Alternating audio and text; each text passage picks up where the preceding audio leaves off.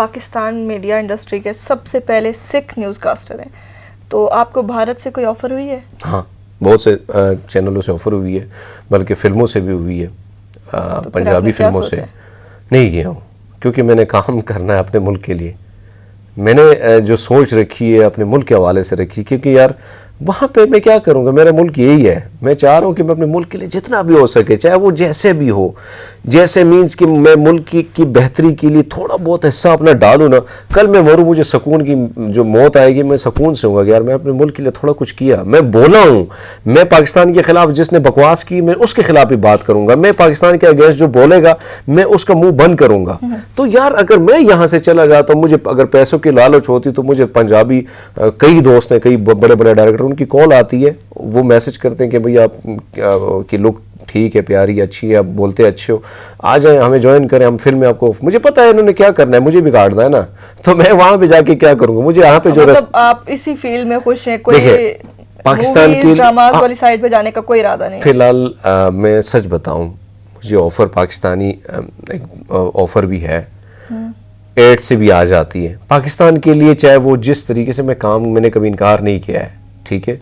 लेकिन मैं भारत की मैं बात की कि मैं यहाँ से छलांगे नहीं मार सकता, क्योंकि मैं अभी फ़िलहाल मैं सीख रहा हूँ, मैं जर्नलिस्ट स्टूडेंट हूँ, क्योंकि ये समंदर बहुत बहुत गहरा है। मैं अभी छलांग लगाई है तो मुझे सीखने दे, उसके बाद भारत का तो मैं नहीं सोच सकता, क्योंकि जाना आना जाना रहता है, लेकिन पाकिस्तान में ही रहना चाहता हूँ, यही मानना चाहता हूँ। मेरी ज़ाहिर बात है, मेरी ख्वाहिश ये है कि मेरी उधर नानके हैं, मेरे मामे हैं, सारे मामू सारे उधर ही हैं, चाचा मेरा उधर है, तो मेरे तो अच्छा अमृतसर साहब है, हरिमंदर साहब, गोल्डन टेम्पल जैसे कहा जाते हैं, वहाँ जाना चाहता हूँ, जाना चाहता हूँ। जाने का इत्तेफाक नहीं हुआ, कभी नहीं गया? हाँ, अब देखो ना, मैं ये कहूँ कि मेरी जितनी फैमिली है वो आती जाती रहती है, मैं नहीं गया हूँ।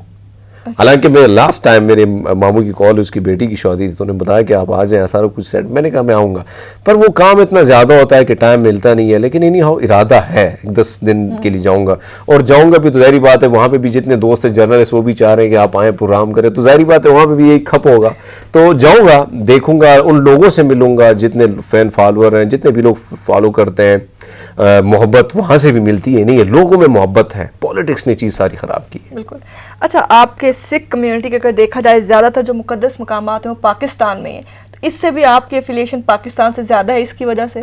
सबसे पहली बात तो होती है देखिए ना, माँ जो होती है आपको जिस गोद में वो आपको सुलाती है, फिर वो सुकून कहीं और नहीं आता है। इसी तरह मैं इस मिट्टी को अपनी माँ समझता हूँ। तो अगर देखा जाए तो आपने पहली बात तो ये कि मेरी माँ है, मैं इस मिट्टी धरती माँ मेरी माँ है, और मैं पला बड़ा हूँ, मैंने मिट्टी खाई है यार, हम इसी में खेले हैं। तो जब उसके बाद फिर आपने बात की बाबा गुरु नानक जी के हवाले से, हमारे जो मुक़द्दस जो और हस्तियां हैं, बात कर रहा था, आपने सवाल किया कि यहाँ पे मुक़द्दस हस्तियां जो हैं सिखों की, तो एक इसकी वजह से आप हैं। तो एक तो मैंने आपको ये भी क्लियर करा दिया कि एक तो हाँ, दूसरी वजह ये भी है, देखिए पाकिस्तान में बाबा गुरु नानक जी का जन्म स्थान यही है। गुरु गोबिंद सिंह जो हमारे 10 गुरु हैं, उनकी जो वाइफ थी, अहलिया थी, मतलब वो उनका जो है वो जन्म स्थान यहाँ पे इस झेलम खटास राज में है, ठीक है।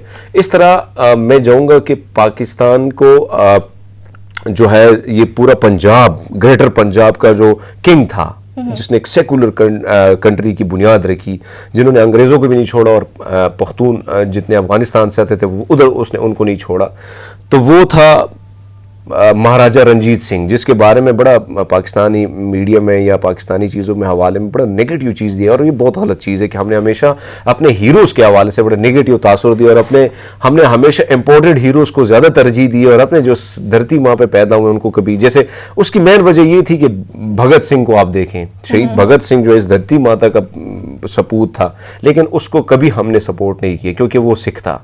ये चीज़ जो है ना, ये थोड़ा सा दुख देती है कि इन चीज़ों से कब हम हटेंगे, अपने हीरोज़ को थोड़ा फॉलो करेंगे, उनको थोड़ा सा दिखाएंगे, पॉजिटिव चीज़ जो हम दिखाएंगे, हमने कभी पॉजिटिव दिखाया नहीं उनके बारे में।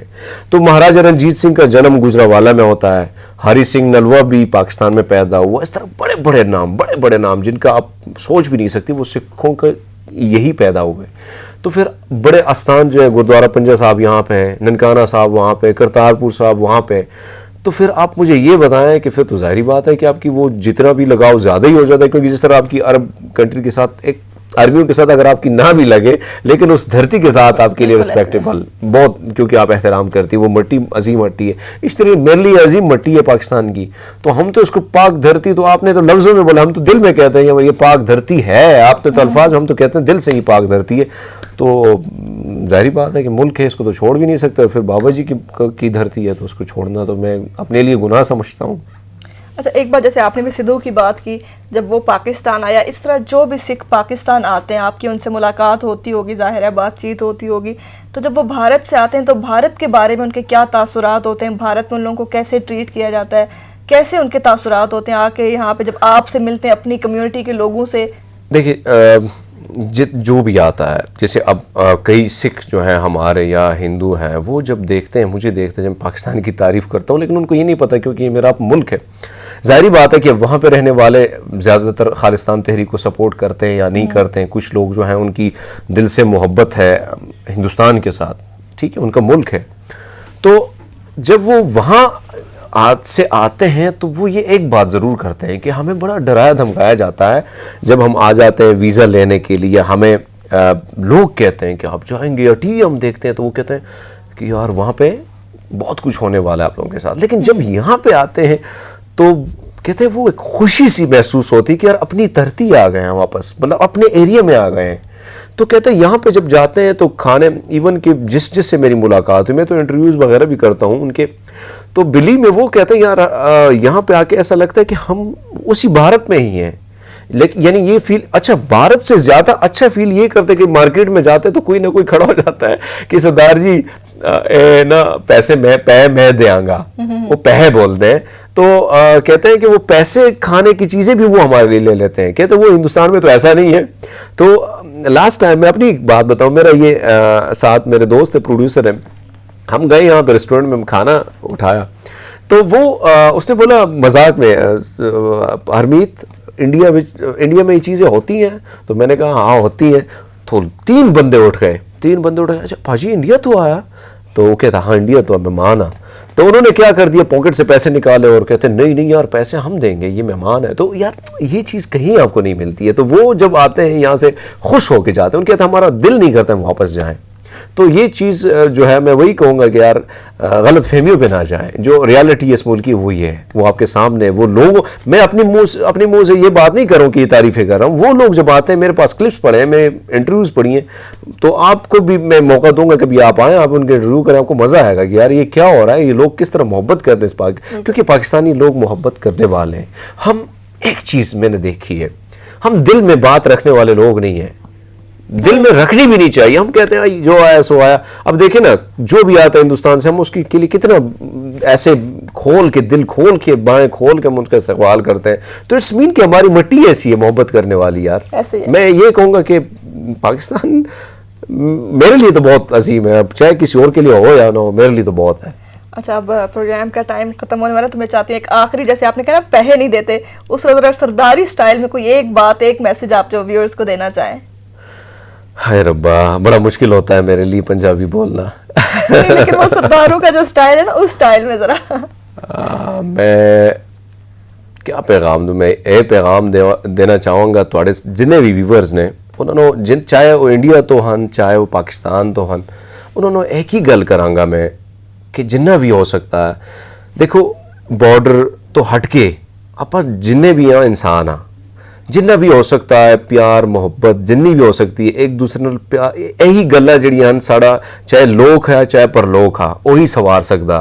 तो मोहब्बत करो, एक दूजे नाल प्यार करो, मिठा बोलो। वड्डी गल है कि मिठा बोल, जदों तुसीं मिठा बोलोगे ना, तुहाडा लोक परलोक दोए सवार जाओगे। मैं यही पैगाम देना चाहूँगा जिन्हें तुहाडे व्यूवर ने, तो क्योंकि मीठा बोलते हैं ना, तो सारा कुछ आपके लिए ना, वो सारा कुछ ऐसे ही हो जाता है कि हर जगह से फिर रस भरी आवाज़ आपको सुनने में मिलेगी। तो यही कहूँगा, और अपने मुल्क के लिए काम करें, हिस्सा डालें जितना भी हो सके। हर चीज़ के लिए गवर्नमेंट की तरफ ना देखें, अपना भी फ़र्ज़ है कि मैंने भी कुछ करना है, तब ये मुल्क तरक्की करेगा। और जब मुल्क तरक्की करेगा तो हम सब तरक्की करेंगे, मुल्क खुशहाल होगा तो हम खुशहाल होंगे। और आपका भी बहुत शुक्रिया। और ये भी कहूँगा जितने भी व्यूवर्स हैं, इस चैनल को सब्सक्राइब कीजिए और बेल आइकॉन पे ना क्लिक कीजिए। Thank you so much Harmeet, आपने टाइम दिया, और मेरी दुआ है कि जितनी आप मेहनत करें अल्लाह आपको दिन दुगनी रात चुगनी तरक्की अता करे, इस फील्ड में आप अपना एक नाम बनाएं। थैंक यू सो मच, अल्लाह हाफिज़।